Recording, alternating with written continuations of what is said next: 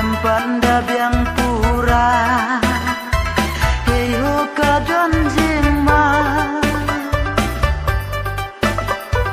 shisin pila baklahane shirta phin yai babe oh shisin pila baklahane shirta phin yai babe nganai kaspa ka putei nganai dur pui blai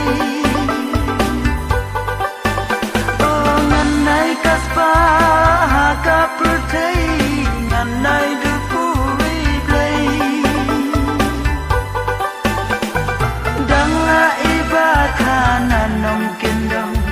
bashi suri jinglong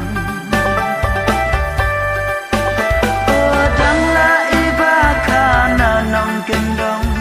bashi suri jinglong kiru temen ki ong wat pek tang ya kirong dabi sharia jinglong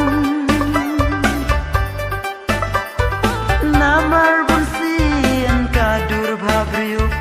kakduk jinglong basmiu ban soti nela jali